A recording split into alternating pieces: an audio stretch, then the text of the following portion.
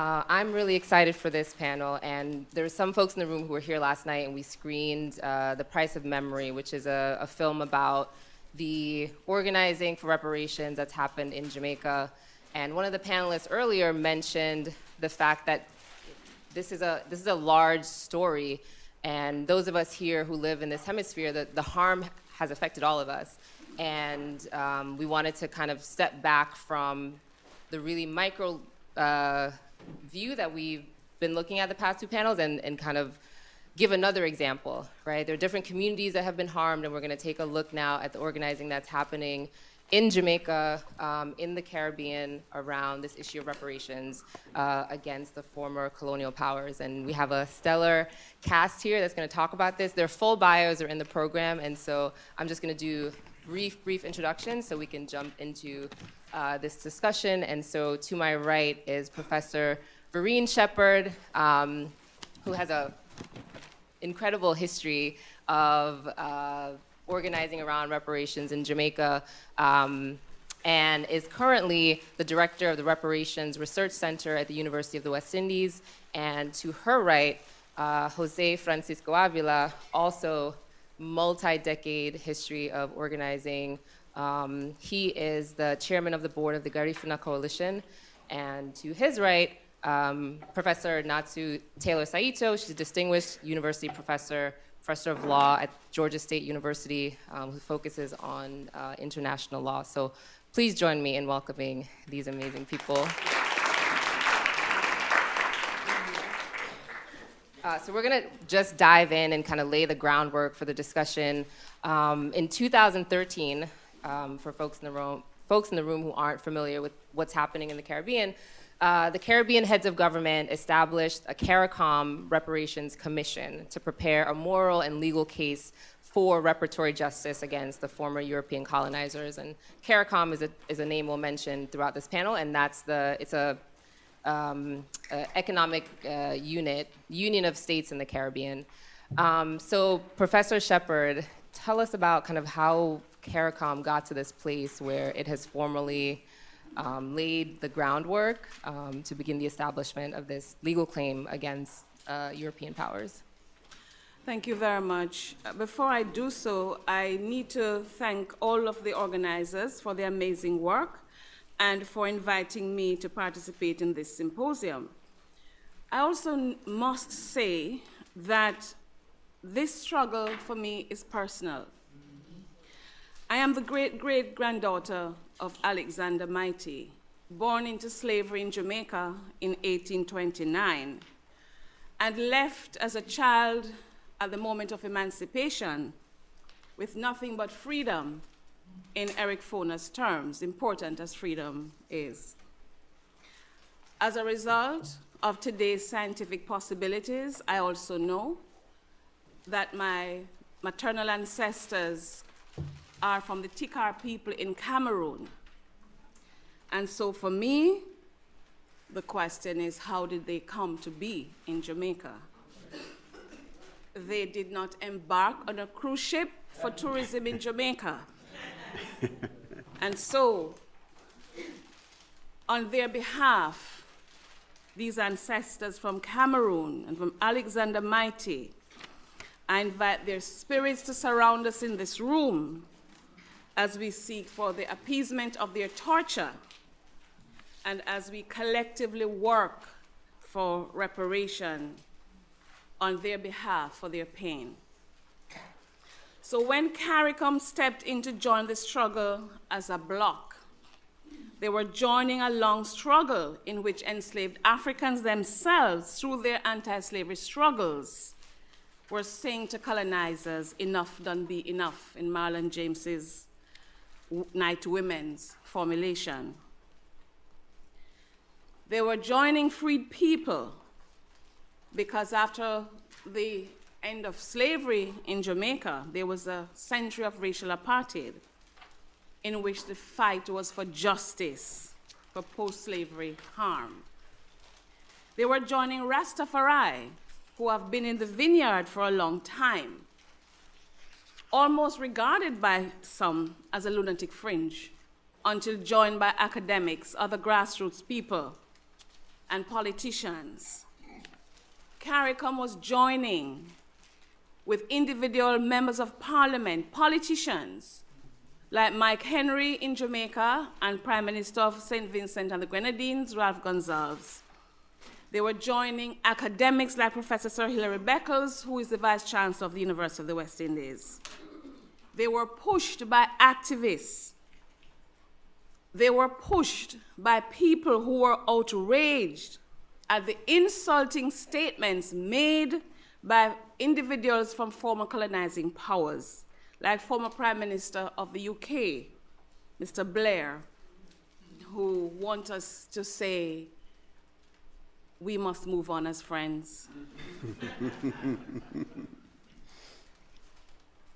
And they were joining and responding to grassroots people who were saying, you have no self-respect if as a number of states you don't get together and join the movement and say, state to state, wrongs have been done, apologies are necessary, and repair is necessary. And they were responding to the outrage of those who followed the Durban Anti-Racism Conference in 2001 because they refused to deem slavery and the Ma'afa crimes against humanity, though we know that they were. And they were joining and responding to the outrage because in 2007, during the movement to record and commemorate what happened in 1808 in the Caribbean, when it was said that the trafficking was officially abolished, though we know it continued. The narrative in 2007 during the bicentennial was that Mr. Wilberforce set us free, ignoring the work of Bussa, of Sam Sharp, of Nani, and all the men and women who struggled to end the indecent system of enslavement. And they were reacting, all of us in the region and the politicians, to what happened to former President Aristide. My friend calls it the kidnapping of Aristide when he dared to bawl out for reparation. So the culmination of all these influences was that in 2013, as you have heard, CARICOM as a bloc decided to come into the movement. They established the CARICOM Reparation Commission with a core committee of 3 vice presidents and the chair, who is the Vice Chancellor of the University of the West Indies. I'm one of the vice chairs. They mandated that each CARICOM country should establish a national committee. There are now 11 national committees in the Caribbean. Jamaica, of course, had long before 2013 established a reparation commission. That was in 2009. They mandated the establishment of a Center for Reparation Research at the University of the West Indies because through our AAA vision, we know that advocacy and academia are friends, not enemies. And the center was launched in October 10 last year, followed by a symposium on the 11th. So far, then the structure is in place and the work has started. The work has been going on since 2013, intensified because of state action. But of course, we know it has a long genealogy. And so later on, I can say where we are at this moment, but I just wanted to respond to what went into the establishment and the influences and what the mandate was. And maybe later we can talk some more about it. Thank you. Definitely. Well, thank you for that. So as we both mentioned, CARICOM it's the community of the Caribbean states.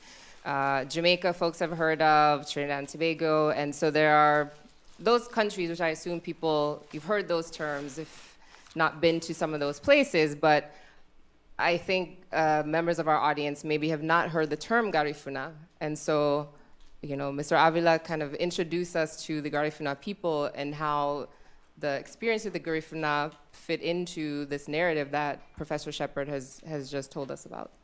Sure. Buiti Rabameyo. Buenas tardes. Good afternoon. And I want to thank you, thank the organizers for inviting me, and thank you, the audience. I actually greeted you in the native language of my ancestors, the language that my parents, and I had to adapt after we were forcibly deported by the British, which is how we ended up in Honduras, where I was born, and the language of the country the language that I had to adapt when I migrated to the US with my parents at the age of 15, which interestingly enough is the language of the oppressor who deported us. Garifuna is part of what happened in the Americas. The most common story is the fact that there was a slave ship that was heading to the Caribbean. It ran aground in front of an island called St. Vincent at that time. The men, mostly men, on the ship, Africans, that's who they were, swam ashore where they mingle with the Caribs and the Arawaks, with indigenous people of the island at that time, or the Caribbean. They commingle, like it usually happens with humans, and out of that mixing of the African men with the Carib women and the Arawak women came a new group of people who are today known as the Garifunas. That's who I represent. That mixture happened in the island of St. Vincent. And we fought, my ancestors fought the British for over 30 years. For over 30 years, they fought them. And that fight led to the death of the paramount Garifuna chief at that time, Joseph Chatouillet, on March 14, 1795. After he was killed, our people were persecuted in the island, were rounded up, and about 4,226 of them were sent to an island right in front of St. Vincent called Baliso, which up until today is nothing but a rock. As a matter of fact, the way Prime Minister Ralph Gonsalves describes it is the fact that the only beings that will survive in that island will be reptiles. And that's what my ancestors were sent to. In that island, half the population perished. Half the population perished. The half that survived, about 2026, on March 11, 1797, they were loaded onto ships, not knowing where they were going. The ships sailed the oceans, and almost a month later, on April 12, 1797, the ships landed on an island called Roatán, which is outside of what today is Honduras. Honduras had already been colonized by the Spanish. Roatán was being fought between the British and the Spaniards, but that's where the ships landed, which at that time was deserted. There was hardly anything. My ancestors negotiated with the Spanish, who allowed us to go to the mainland, and crossed over to the city, which at that time was the capital of Honduras, known as Trujillo, which is where I was born. I was actually born in the village of Cristales, which eventually was annexed to Trujillo. In Cristales is a Garifuna village. But that's our history. That's how we came to Central America, and today the Garifuna population is located in Honduras, which is the majority, Guatemala, Honduras, Guatemala, Nicaragua, and Belize. By process of immigration, today, the largest Garifuna community outside of Central America is in New York City, which is where I live and which is where I organize. That's a brief history of who we are. Thank you.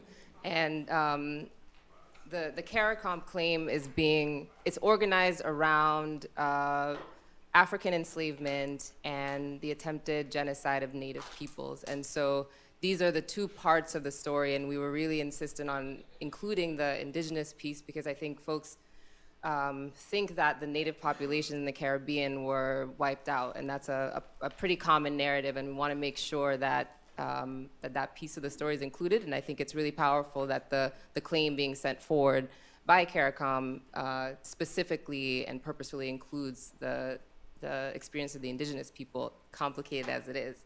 And the claim, most people assume, based on just how the UK courts look, would be pursued in an international court. And so, Professor Saito, I'll give you the floor to give us a primer on international law, particularly around reparations and kind of what reparations has looked like for other groups around the world who have attempted to get redress from harm doers. Okay, thank you. I also wanted to start with my thanks to the organizers and to the law school for being here, and to all of you, and to acknowledge that we are on Lenape lands. I think that this conference has done a great job of ensuring that our discussion is grounded with organizers and activists and academics all working towards a common end. And I take that notion of the importance of a grounded discussion very literally. I think it's very important that we look at the ground on which we stand today and on which we live on a daily basis. And that gets me to two quick points I want to make before getting into the specifics of some of the framework of international law. One is that I see this as a common struggle for all of us. I'm really happy that we've included the Indigenous piece with the Afro-descendant piece, and I don't even think those are properly distinguished, because what we're talking about is people of we're talking about Indigenous African peoples who were stolen in the process of colonial expropriation and transferred to this continent. And so there are a lot of commonalities and overlaps between these issues that are often talked about as two distinct things, the Indigenous redress or reparations piece and the reparations for slavery piece. I think that they're not as easily distinguished as we often think. As the Garifuna example shows us, there's maroon communities throughout the hemisphere. There's maroon communities here in the United States. And there are lots of what have been termed red-black communities here as well as throughout the hemisphere. One of the things that I think is a really underlooked part of our history is the fact that in the early British colonies in this part of the country, the northeastern, what's now the U.S., or claimed by the U.S., Indigenous peoples were captured and enslaved, and a lot of the men were shipped to the West Indies, and the women were sent down to plantations in the South. And so we have a very literal connection to the, all of the issues that we're discussing today on both sides of the sea here. I'm a Japanese American. My father's family was interned during World War II, and I first got involved in these issues as a result of some of the struggles in the Japanese American community for redress. My extended family is African American and American Indian. And so to me, it's very literally a common struggle, but I also think that it's common to all of us who are here in the United States because we're talking about foundational struggles, foundational to colonialism. The Caribbean struggle is all rooted in British colonialism in the West, or in the Caribbean. And here, we're talking about colonialism, ongoing settler colonialism. And I don't think that we can talk intelligently, legally or otherwise, about redress for the wrongs that are ongoing unless we acknowledge the fact that we are still living in a colonial state. We're still living on occupied land. Occupied, stolen resources are fueling the state, and they're fueling the expansion of its power globally. And all of us who are descendants of settlers benefit from it, but we are also harmed by it. And there's no way to talk about racial discrimination, domination, subordination without acknowledging this, because otherwise we're just talking about making a slightly kinder, gentler colonial struggle. So,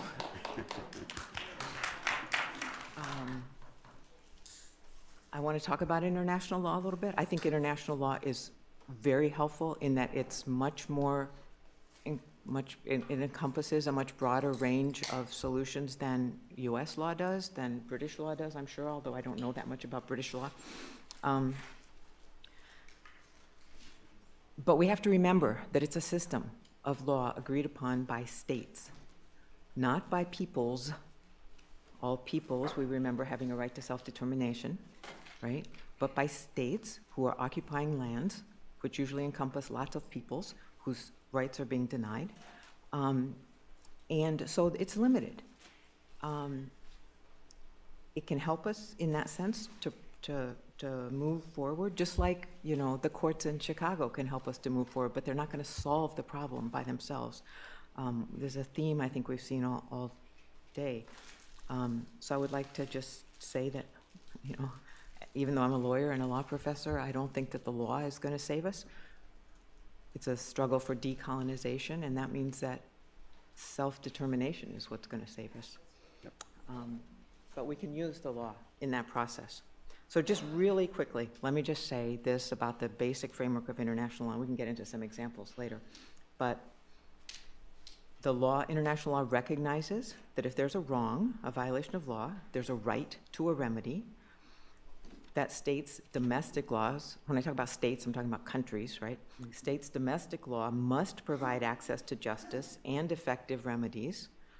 That generally, the purpose of remedies in international law is to restore the status quo ante, to put things back to where they were before the wrong. The term we use in international law for that overall is reparation.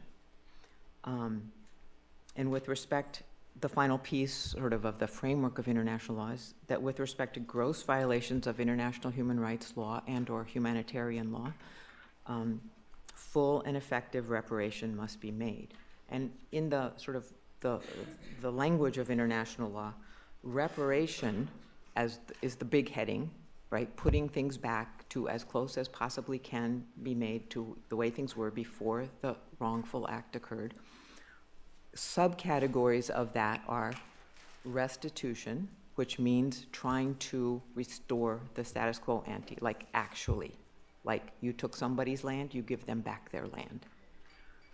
To the extent that restitution is not feasible, not meaning not desired by the powers that be, doesn't mean that the perpetrator gets to decide, right? But if it's really, truly not feasible, like it doesn't exist anymore, then we look to compensation.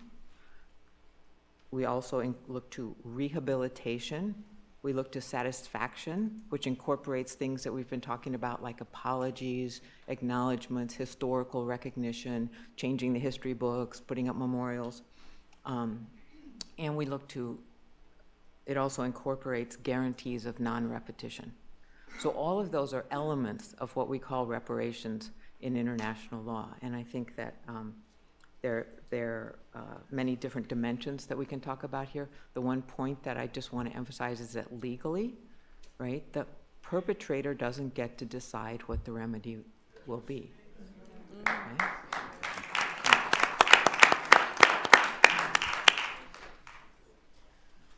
So hearing that, Professor Saito, and then just thinking about what Mr. Ávila said about the nature of the Garifuna people who exist as an entity, but they exist within states. Are there examples of what could happen for the Garifuna in terms of redress when the international legal system is based on states communicating with other states, but when you have, you know, a people who exist across national boundaries, kind of what does even addressing the Garifuna claim, what can that look like if where they're situated doesn't fit into the international legal framework? I mean, either of you. Oh, okay. Sure. Actually, first of all, I'm not an attorney. I consider myself an advocate, an organizer, which is what I've been doing for the past 30 years. When I decided to answer the calling to advocate for the Garifuna people. That has allowed me the opportunity to do my own research.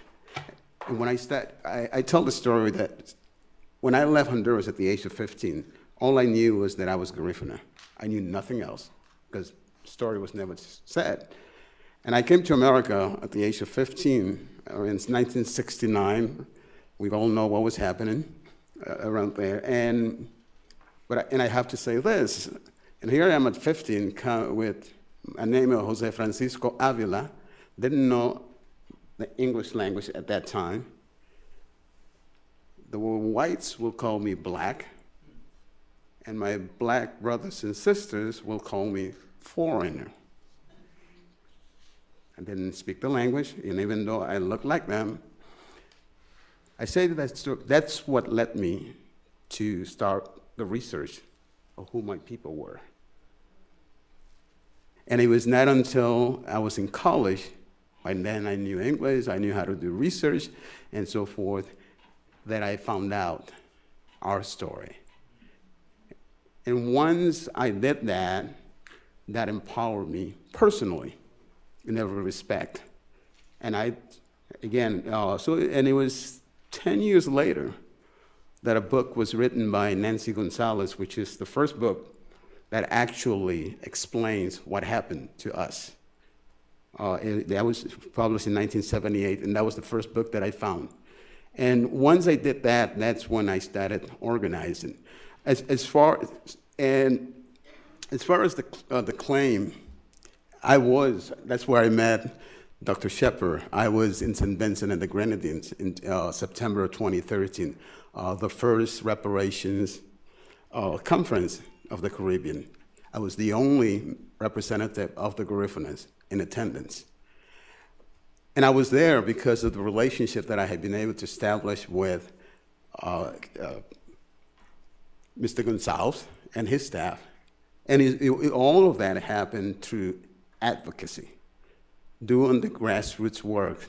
And that led me to, in 2009, actually, we organized the first Garifuna reunion in St. Vincent and the Grenadines, where we went back after 215 years and so forth.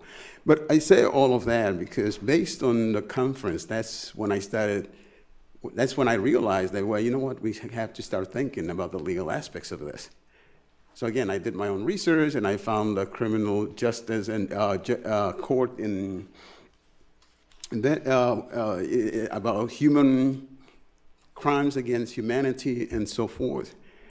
And the first thing that I did was, I had always said, because that's what we say, the fact that we always talked about the exile of the Garifuna people from St. Vincent and the Grenadines. But when I became familiar with crimes against humanity, I realized that exile is not a crime against humanity. However, forced deportation is. And therefore, I changed my language, and I was opposed by many of my people, because many of them don't like the word deportation. And as a matter of fact, they said to me, well, we were not deported because we were in our own land. I said, well, again, somebody said it earlier, we didn't come in the lowboat. That was not voluntary, right? And so forth. And I actually wrote an article about that. And the title of the article was Exile or Forced Deportation. And there I explained why I had changed the topic. And little by little, the topic had been changed. Haven't been there, and that's why I'm glad to be here, to be invited, because I had kind of pulled back from this until this two young ladies got in contact with me and invited me, mentioned what was happening, and I shared with them my experience. Now, I say that to say, I love what Ari said this morning about students. Well, the two students who invited me here are a perfect example of how you make change, because they found me, and they invited me. And as a result of that, Very glad that we did. and as a result of that, I took all my files, everything, all the research that I had done about the Garifunas and reparations, I put it in my Google Drive, and I sent them a link, and I said, here it is, you have access to it. I am not an attorney. They're going to law school, and that's my legacy to them, and they will make sure that will continue. Do our best. I think so, Professor Shepard. Then, hearing about the fact that in St. Vincent, this kind of monumental experience of the Caribbean is now organizing a claim, and there is just one representative from the Garifuna. I don't know that there were any other indigenous folks represented then. So, can you maybe say how CARICOM is specifically or intentionally going about incorporating the indigenous claim, or the indigenous part of the claim, into the organizing around this effort? Okay. So there is no way that any reparatory justice movement in the Caribbean could ignore the indigenous peoples. We have right across the Caribbean now many groups of indigenous peoples, not just in St. Vincent and the Grenadines, in Belize, Dominica, in Jamaica, and in various other parts of the country, of the region. So, and I want to say that the fact that we do have these communities in the region is not something, it's actually like a miracle. It's not something for applause to the colonizers, because they had a genocidal policy towards the indigenous people. It was articulated there, it's documented, the policy, and the narrative that I know some people teach, so I hear some students with it all the time. They were killed off by diseases. That the disease just floated on the ships or something. Thank you. It was a deliberate genocidal policy. So the CARICOM 10-point action plan includes repair for indigenous communities. The complication, if we could call it a complication, is that present political regimes cannot escape some responsibility for the state of some of the indigenous communities today. And that is why in the National Commission in Jamaica, the National Council for Reparation, we have a working group called Internal Repair. We can multitask, we can operate on different levels. So we're saying, even as we press the former colonizers for reparation, we are asking our own politicians, our own regimes, to do what they can to ensure that any harm committed by post-colonial regimes to harm indigenous people or any group in our society, that they must make amends. There's another group of people who are now, I suppose, indicating that they want to join the movement in the region. These are people descended from indentured workers, especially Asian indentured workers, because in the aftermath of the emancipation of enslaved Africans, the colonizers did not want to give up their power, their economic power. And what they did was to deliberately try to keep black people down, to depress wages by flooding the labor market. And their intention was to bring in indentured workers from India in particular, to flood the labor market, depress wages, and I suppose cause black people who were trying to get out of that condition by demanding wages and the rights of laborers. They tried to defeat that plan. So, but it didn't work too well because it wasn't, indentureship was not entirely a voluntary system. We have documentation of the rape on the ships from India, the oppression of women in the region, the punishment. So they have a case to answer. And there are MPs in India right now who are lobbying for repair for India, for colonialism. So it's a decolonial justice that we're calling for. And the 10-point action plan, if you'll allow me to just say something about it. Let me bring it up so that folks can see it. Mm-hmm. Okay, so this is the 10-point action plan of CARICOM, the list of demands that are included in this claim for reparations. Right, thank you for that. It saves me having to list them. So, And so maybe talk us through Yes. how these were chosen. Were there others that were not chosen? And yeah, tell us about the thought process of creating this list. so right now, we have been asked, the Center for Reparation Research at UWI has been asked to review the 10 points to see if we should add anything else. And one of the things that we have been asked to consider is this issue I just spoke about, indentureship, and the claim of Asian people. Because the more people are in the movement, the more we create a global reparation movement, the better. The more people come on board, the stronger I think our case will be. So, some context then.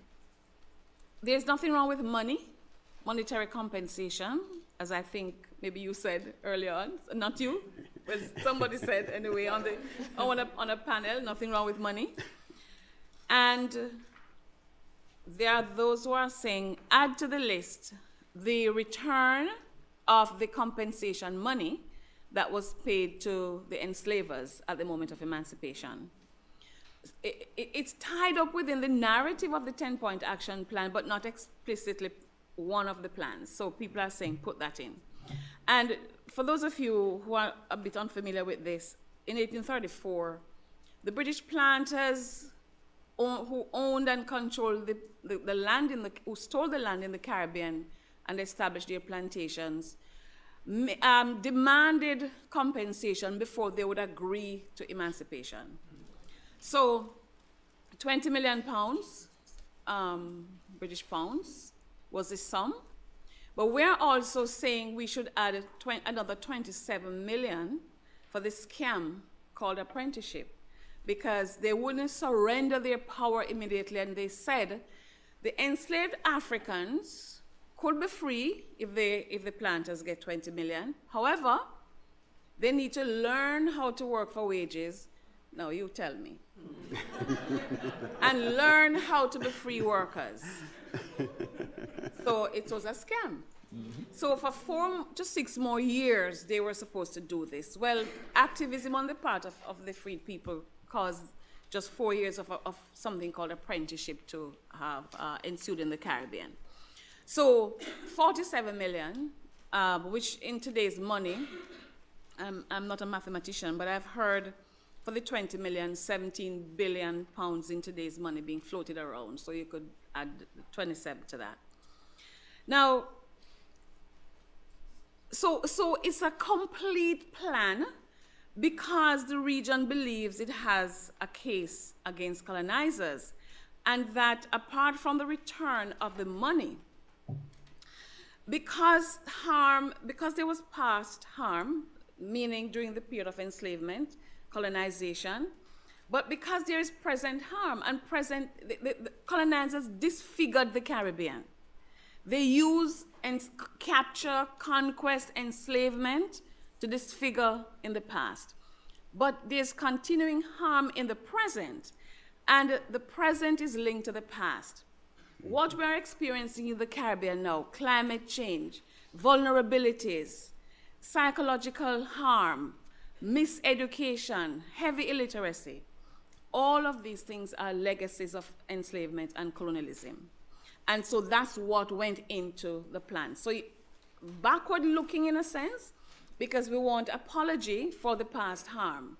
But we also say that we want redress for the continuing harm. So for the past harm and for the present harm, we have the rationale for the 10-point action plan, which I'll just quickly read. So the Commission has set out the charges against the transgressors, asserting that European governments were owners and traders of enslaved African bodies.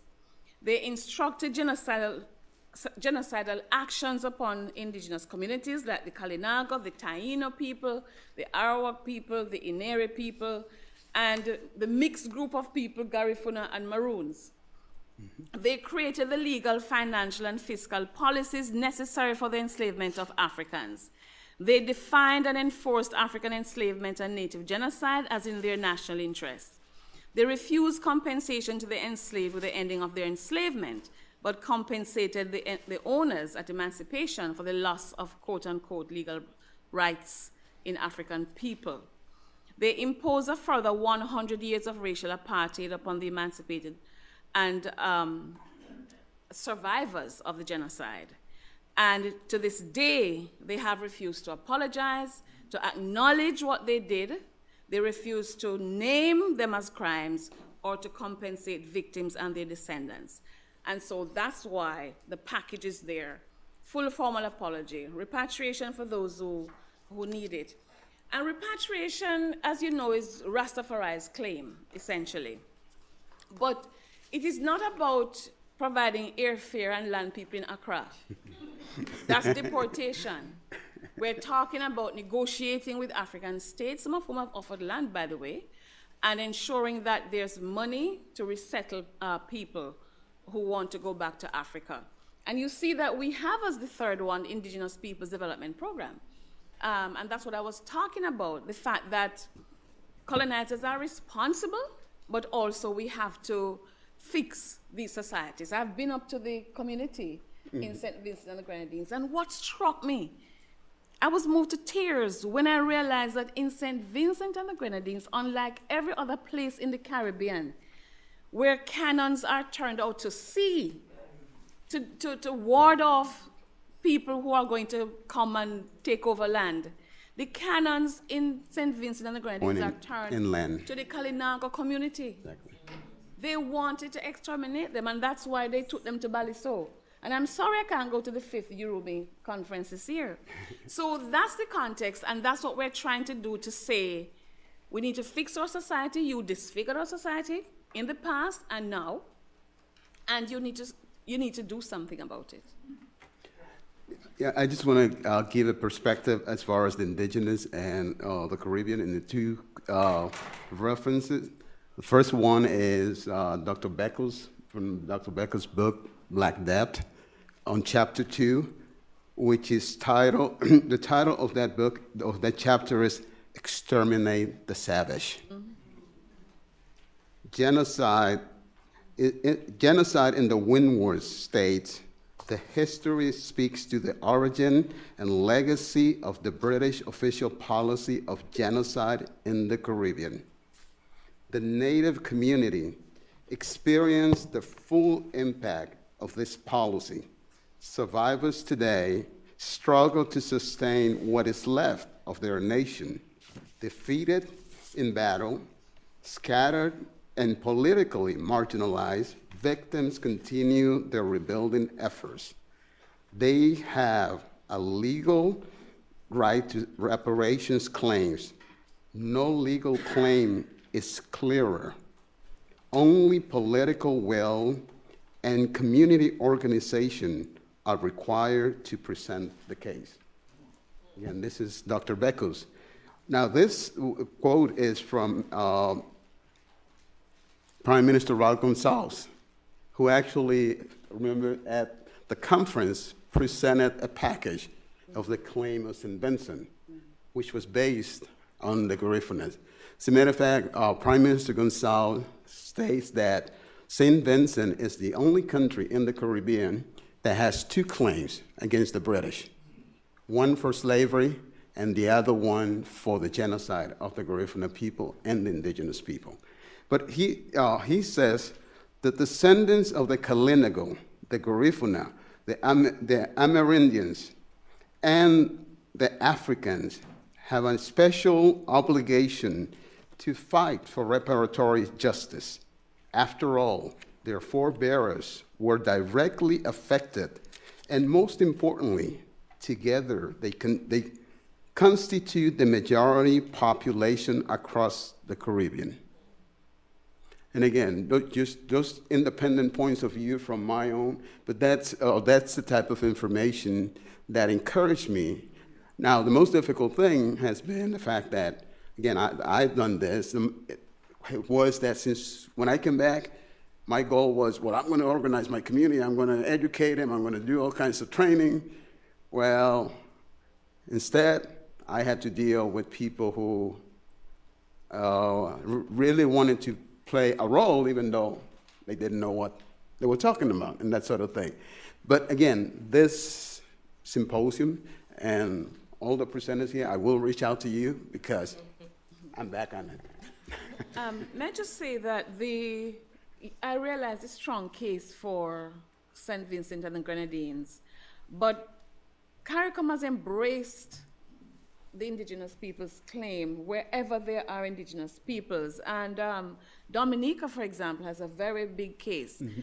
And what we're trying to say to the descendants today is that be proud of what you did, though, because you delayed colonization of the Eastern Caribbean for such a long time. And also, I was struck by the fact that even the Maroons of Jamaica have now said there's a reparatory case to answer.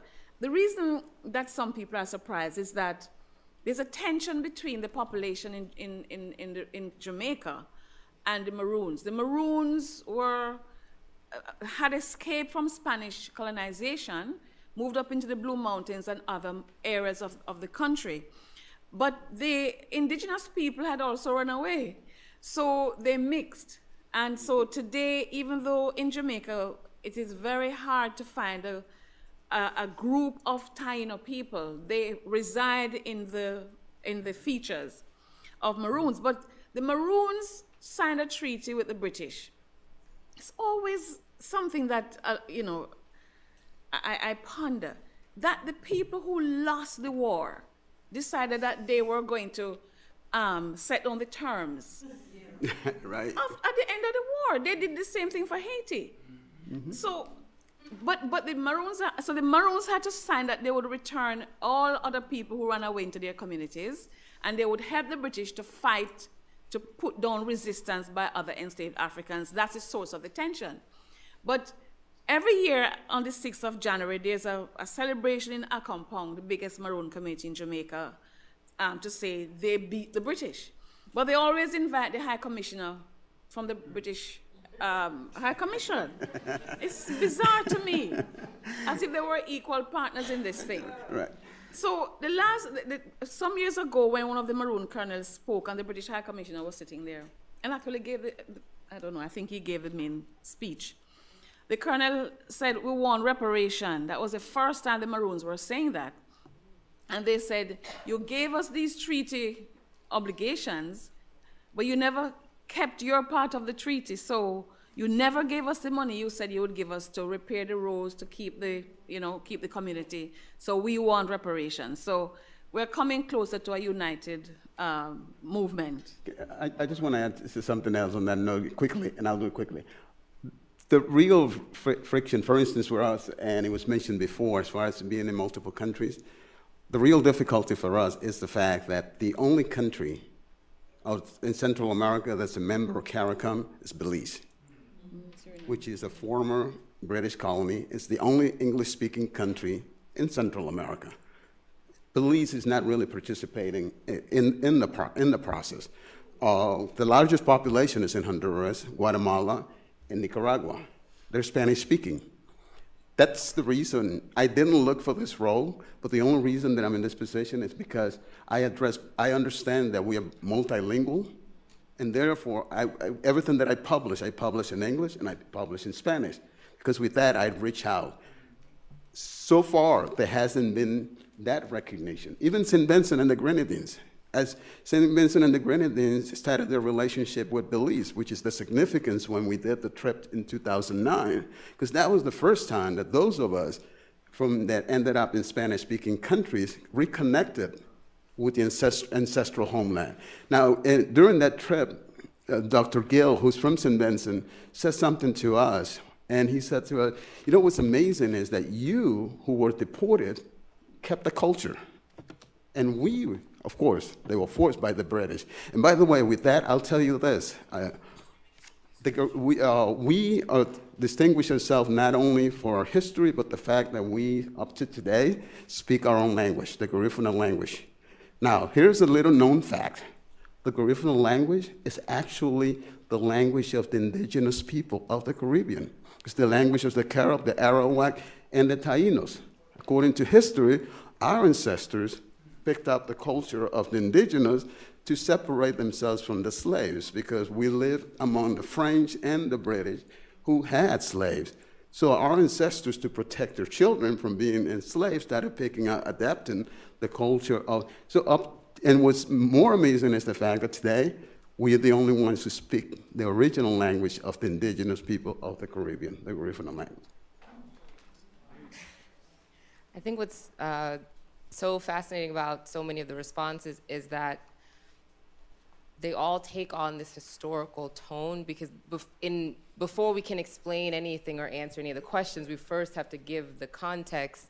And I think that just indicates there's a fight around history. And in one of the earlier panels, folks are talking about this kind of narrative shifting that has to happen. And actually someone here, professor here, when we're talking about crimes against humanity, and Mr. Ávila, you brought this up too, of shifting the kind of language you use from exile to forced migration, because the language of the system, that's what it knows.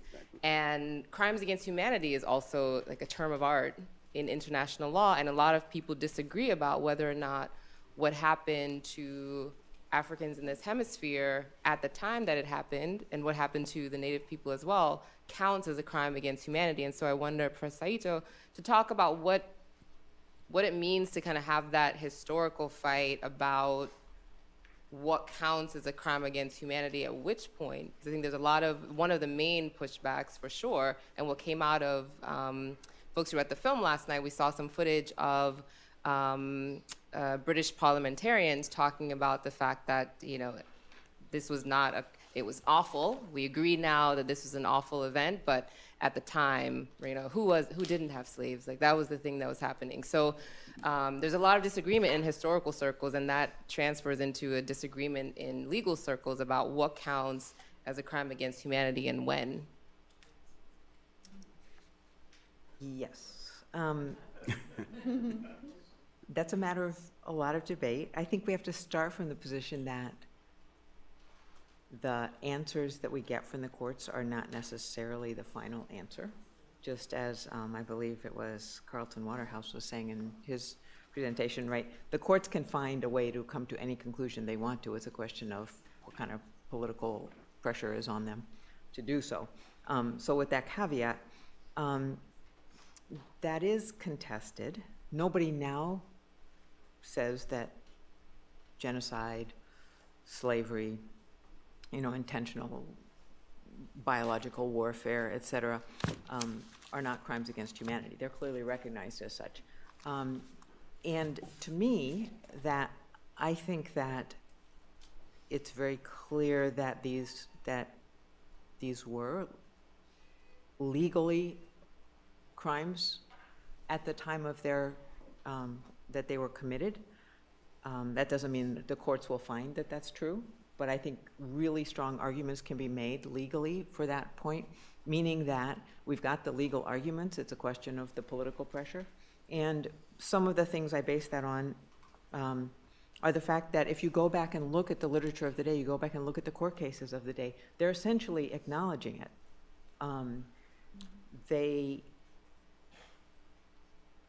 If in the US, for example, we talk about is still based on the doctrine of discovery, treatment of indigenous peoples here. If you look at Chief Justice John Marshall's opinion, for example, in Johnson versus McIntosh, which underlies the property rights of, all the property rights being claimed in this continent, this part of the continent right now, right? He acknowledges that this doesn't, the rationale he is offering for the legitimacy of the U.S. occupation doesn't really make sense, and it doesn't really make sense in international law. He explains that the doctrine of discovery is an agreement between the European nations as to who gets first right to negotiate with indigenous peoples, et cetera, et cetera. Not that it's like inherently lawful. It was essentially a non-compete agreement, right? And he says, but this might not seem fair, but we can't come to any other conclusion because we are the courts of the conqueror. He says that, courts of the conqueror, right? That is an acknowledgement that, in fact, the conclusion he is reaching is one of might makes right, okay? Not law. The other thing, if you go back and look at those opinions, why does might make right in those cases? It's because the peoples at issue are savage, right? There's some variation of uncivilized, savage, barbaric, etc. Pure, straight-up racism. So the only way you can really make a convincing argument that this stuff was, quote, legal at the time that it happened was if you accept that racism trumps and if you accept that might makes right. Okay? And if you go back and unpack, I think, any of these, that's what we find. And so, you know, to me, there's no question that, in fact, even under their law, it was illegal. And that's a whole nother question, right? Yeah. Why does the colonizers' law trump here? There's lots of other law at issue. Indigenous peoples everywhere, here and in Africa, had their own law, right? Why isn't that law just as valid as the European law? And we remember the Mansfield judgment in the UK, the Somerset case, and it was clear that within the UK and in other parts of Europe, slavery was illegal. But their laws decided that their air was too pure to breathe the air of slavery, but we should suck it up in the Caribbean, you know? So I think, and wasn't there something about the Nuremberg Tribunal that declared slavery as a crime against humanity? Yeah. Yes, yes. And yeah, and I just wanted to say, following up on that, I think that's a really good point, right? You can tell it was illegal because they wouldn't let them do it to themselves, right?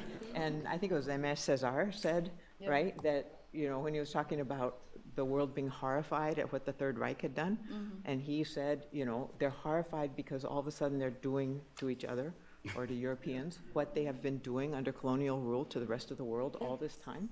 And that's really what's at issue here. Yeah, and I think if I could just mention a recent book by Nora Whitman, who is a legal scholar, but she did a really good work on this issue. I think she has practically debunked that myth that it was legal at the time. I think we should all read Nora Whitman's book. It's a very long title, but if you look up the author, you'll see it. Right.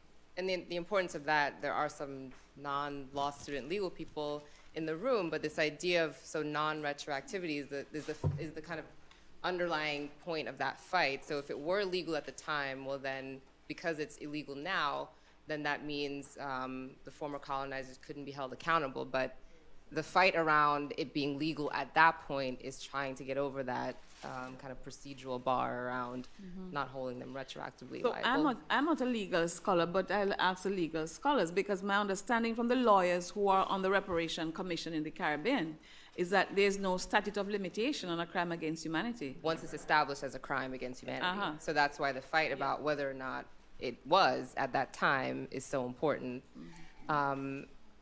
So are there examples, you know, Professor Shepard, Mr. Ávila, are there examples that the organizing you've done, you've looked at within the international legal community around reparations as examples to follow in terms of the way you've organized the commission or the way you've organized around the Garifuna in the region? Are there examples that you've looked at as, you know, you go about developing this case against the colonizers, former colonizers? Sure, and it's mainly because we're still dealing with those same issues in Central America.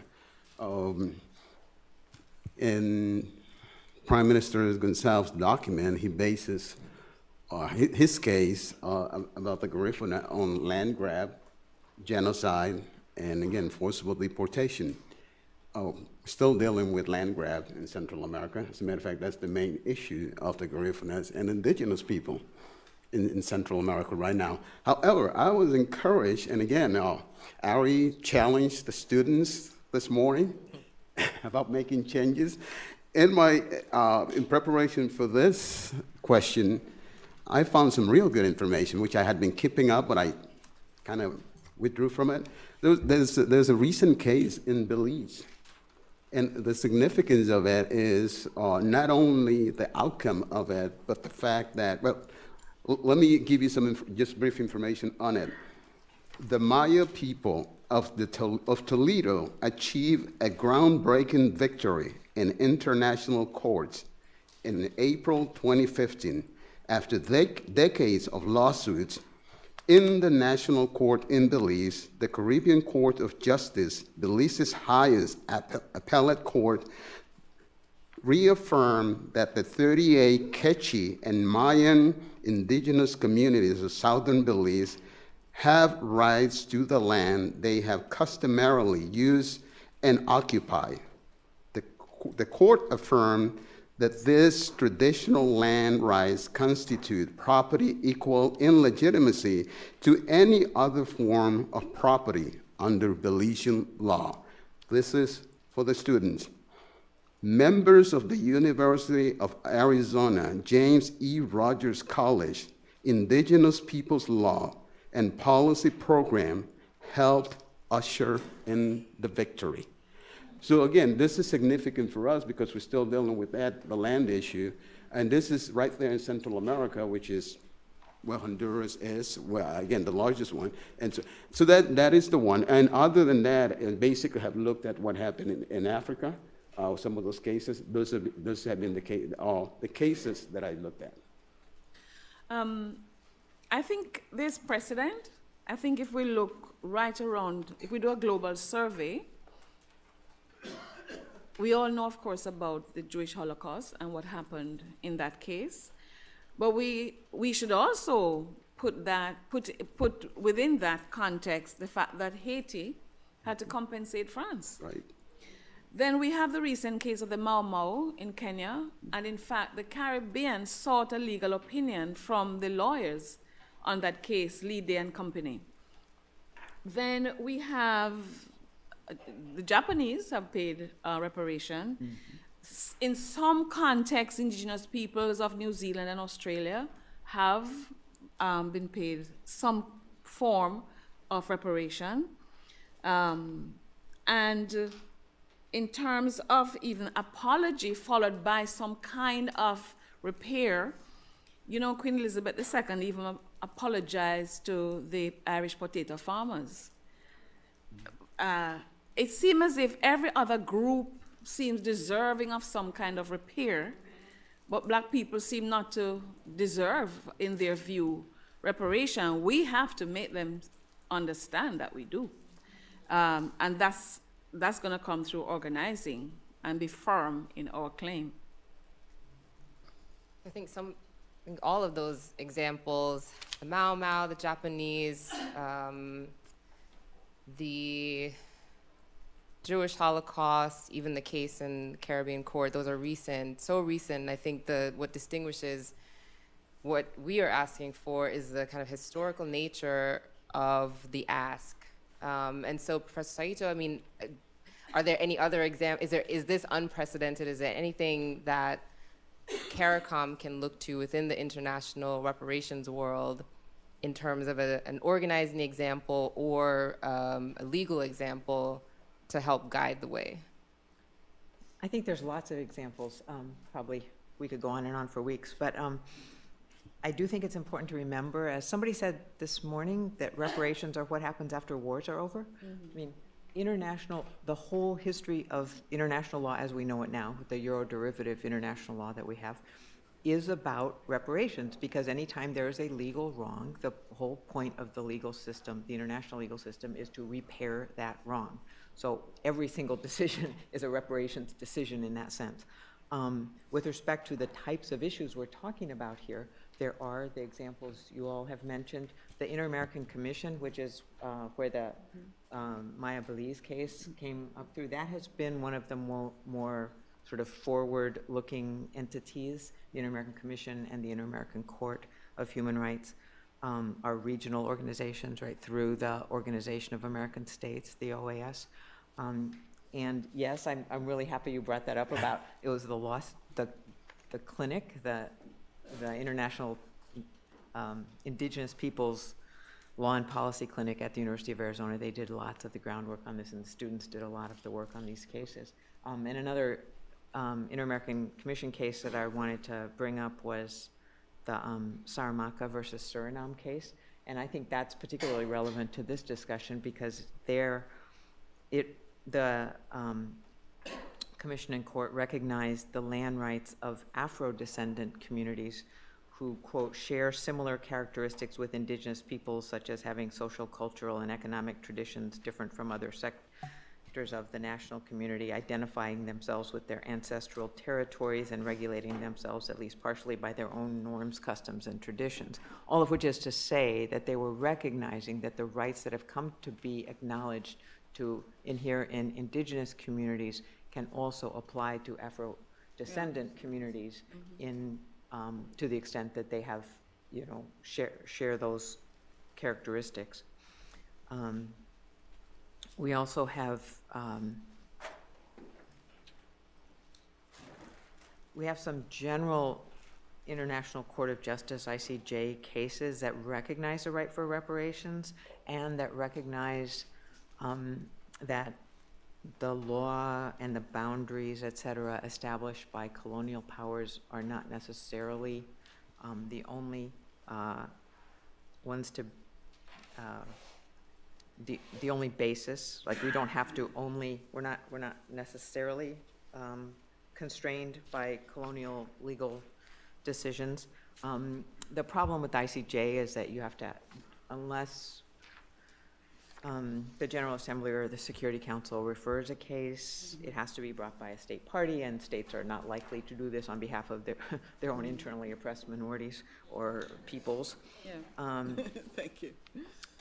But there have been some cases, right, where they've been trying to get, like Palau has been trying to get an ICJ opinion on the responsibility of carbon-emitting states for the fact that Palau is sinking below the waves. And Chagos. Yeah. Chagos Islands. Yes. So there's some progress, if you will, being made on that front, although, it's unlikely that they're going to get significant redress there. But it's important that they're bringing these cases.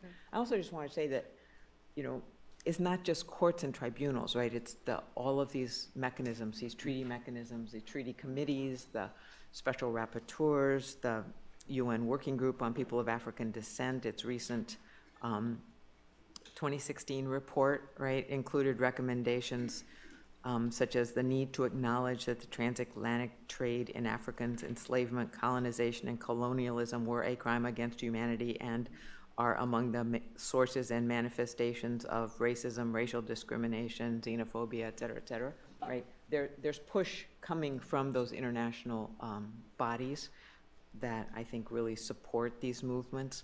And again, even if the courts aren't yet acknowledging this is how we build up the political pressure and the political will that will bring about the change.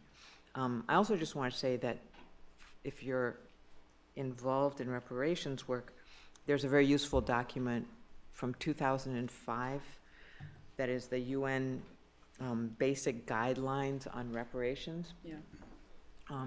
It's a very nice, handy sort of summary document that you can find by going to the UN website. And it sort of lays out a lot of the principles that we're talking about here that people think only the fringe believes, as opposed to the UN having accepted, the General Assembly anyway, having accepted. So, I mean, we could go on with lots of other specific examples. Okay. But No, can I that's just, I agree about, so you mentioned the historical nature of the claim for the Caribbean, how far back it goes. And that is a narrative that the former colonizers keep pushing, that it was so long ago in the past that we can't push a claim. But the indigenous people were even further back in history, and they continue to push a claim. So I think there's precedent there. But also, they keep saying that, in our case, that the descendants, there are no victims. There are no identifiable victims. I know, we're standing right in front. Amen, sister. We're standing right in front of them, Yep. and they're saying there are no victims. But my understanding is that there is no legal barrier to prevent those who still suffer the consequences of enslavement from claiming reparation, even though the crimes were committed against their ancestors. And there are cases where the consequences of the crime committed are visited upon the descendants of the victims. We have evidence. So the narrative about no victim, and even this suggestion by some people in the UK that we have to prove or direct link to West Africa, I mean, honestly. But I think international law provides the means for descendants to receive recompense on behalf of their ancestors. And we have a case, for example, the order made under the British Foreign Compensation Act of 1950 provided that the Foreign Compensation Commission should treat as established any claim relating to certain property in Egypt sequestered by the Nasser government if the applicant were the owner or the successor in title of such owner. And this clearly indicated that the children and grandchildren of the original dispossessed owners were entitled to claim.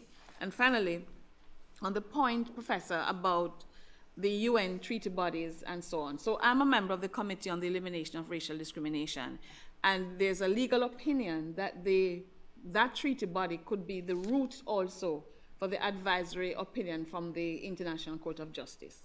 But there are others who, including some members of the ICJ, who feel we would have a better chance in the General Assembly to get the number of votes to go there. So all these are on the table. Mm-hmm. Yeah, can I just add to that? I really agree with what you just laid out. I think it's important to note what you said about the continuing nature of, you know, we have victims here amongst us every day, all the time. Mm-hmm. And I think the work on generational trauma, et cetera, is very helpful in that respect. Yeah. And I also think that we have to contest the notion of individualized so-called justice, right? That we have to look to collective rights and to collective entities. And finally, on that point, I just want to say that to the extent, if we have a right to a remedy and no remedy is being provided, the denial of a remedy is an ongoing harm. Mm-hmm. And so we have ongoing harm now in all of these cases. And therefore, to me, that trumps any statute of limitations argument too. Awesome. Thank you for that. We have so many questions in such little time. No. I don't think this room likes my name or something. Okay, we'll put it here, I think. This is somewhat of a philosophical question, because reparations, we've talked about it mainly from a practical standpoint, the organizing, what the remedy looks like. But there's also the philosophical idea of reparatory justice, and I think this question is speaking to that. So the question is a forced apology worth it? Don't people have to understand how what they have done hurts them as well as those they have oppressed? And so maybe the bigger point to speak to is, the purpose of the apology. Because I think, as we've mentioned, particularly the UK, they have been explicit in avoiding the language of apology. They've issued a statement of regret and have at every moment kind of distanced themselves from that language of "we are sorry" or "we apologize." So is a forced apology worth it? Is that for me? Anyone? Okay. Oh, these are, yeah. From my perspective, I guess, in talking to St. Vincent and the Grenadines ambassador to the UN, he was the one that explained that, yes, the importance of it is the fact that without an apology, there cannot be a claim for a crime against humanity. That was the way he explained it to us, which is why the Prime Minister has been, since 2006, presenting at the UN and seeking an apology from Britain. From CARICOM's perspective, a statement of regret does not accept responsibility and does not commit to non-repetition and remedy. Right. So an apology represents an admission of wrongdoing takes responsibility for such wrongdoing, commits to reasonable reparatory actions, which can take various forms, and commits to non-repetition. They skirt around it because of the three-pronged component of apology. So if they take responsibility and admit that they did wrong, then they are obliged to pay reparation, and that is why they're skirting around it. But we insist that we're not going to stop and wait on it, but we're saying that should be part of the plan. I wanted to add that, I mean, personally, I wouldn't get much out of a forced apology, but first principle is that those who are wronged get to decide what they want, and if that's what they want, that's what they should have. But also the fact that the United States Congress has absolutely flat out refused to apologize for slavery in this country for decades now says something, right? They have apologized even though they haven't done anything, for example, about the illegal overthrow of the Kingdom of Hawaii. I mean, that didn't lead to any, material change. But they did apologize, but they absolutely flat out won't with respect to slavery. And that, to me, says that there is something significant at work here. And, what they resist so valiantly might give us some clues about what's important. That's why I mentioned the case of the Queen of England apologizing to potato farmers in Ireland, because their policies historically destroyed the Irish economy. So, but they won't do it for African people. So this question is a kind of an update question, Professor Shepard. So what actions have the former colonizers taken to address the claims for reparations? And maybe what actions do you anticipate them taking in the next 25 years? Hopefully before that. CARICOM has taken certain steps. We have written demand letters to all former colonizers who had a role in disfiguring the Caribbean historically and continue to have policies that disfigure the Caribbean. With the exception of Portugal, they have all responded. We haven't yet made the responses public, so I cannot discuss them now. But what I know is that we plan to write again, and you may say we're wasting our time, but that's not the only thing we're doing, because we're stepping up the activism. And in fact, we just came back as a national commission from Jamaica, from the UK, where we're trying to get the grassroots support in the belly of the beast, right? So we're acting on all fronts, but we know that they have said they are not responsible for what happened in the past, and that present generations in Europe cannot be blamed for what their ancestors did. Our response is that, but if you look at your society, you can see the continuing benefits from what African people contributed to the development of your society. So you can't have it both ways. You can't say we're not responsible, but you continue to use the money and the resources of your ancestors. This is about, it's talking about the film last night. So the film, as I mentioned, documents the movement of the movement for reparations in Jamaica, particularly following Rastafari, who have been kind of holding the banner for reparations and repatriation since the very beginning, before it moved into more official, formal, appropriate, quote unquote, channels. And so this question is asking about where they fit into that movement now. And I guess it's maybe speaking to the tensions about this claim as it advances and becomes something very official that the international community is looking at with interest. The thing is, we mustn't see the movement as either or, which is why if you look at the 10-point action plan, repatriation, which is what Rastafari wants, is a part of it. It's a part of the plan. So, and the fact that some people started the movement before others became more educated to join it, doesn't mean that the people who started it should stop. This is the message we're trying to put across, is that Rastafari is very much a part of the movement now as they ever were. And this is the case right across the Caribbean.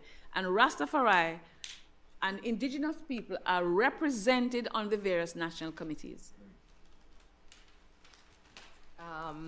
Okay, got 5 minutes. We're gonna run through this. So this is global politics plays a role in all of this, right? And so a part of this organizing in the Caribbean is really brave because for folks who were not at the film last night, there's a moment of discussing the fact that the case that Rastafari brought within the courts in Jamaica, one of the responses initially was this is creating global tension, right? Obviously because the UK was not pleased. And so I think this question is asking about what it means for developing, formerly colonized countries to be kind of pushing against those hierarchies. So it says, to what extent do the Caribbean governments plan to pursue the demand for reparations, knowing those more economically powerful can cause political and economic uproar in their nations? And I think that goes into, we didn't talk about this point 10, which is about debt cancellation, and we haven't talked about the IMF and the kind of neo-colonizers who are in the region, but I think some of the fear that the question is pulling from is that loans and the IMF are a consideration kind of for a lot of the countries in the Caribbean. So have those discussions come up, have that tension, those kinds of tensions come up in the organizing, that there are unhappy European powers currently when you're making this claim? Can I, actually, that's something that we hear, for instance, in Honduras specifically. Oh, well, there's a lot of foreign aid. Well, if you look at the Garifuna communities, foreign aid doesn't make it there. So we're still suffering the consequences of the power. So in spite of all the aids, actually what supports the Garifuna community is the remittances for those of us who have migrated back to our communities. You see, I think the recent utterances from the North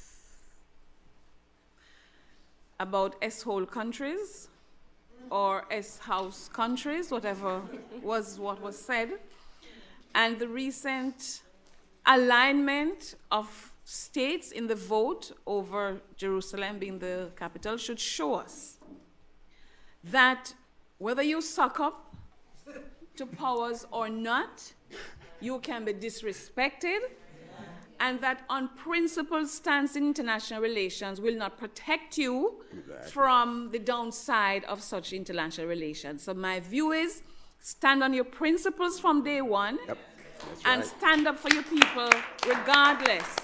The other thing I want to say, and these are real issues, by the way, that's why the grassroots movement must never stop.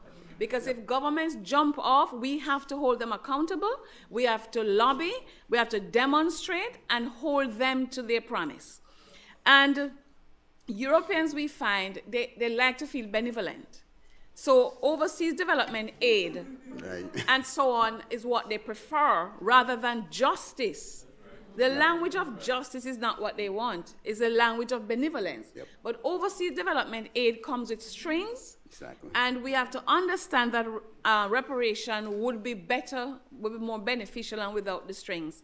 And we cannot continue to have those who harm us set the terms of repair. And the other thing I want to say is that, listen, Sam Sharp and Nani and all these people who, suffered, they didn't know what the end game would be. They didn't care. They still stood up. That's right. And that's what we have to do. Absolutely. We're going to end on that. Join me in thanking these amazing panelists.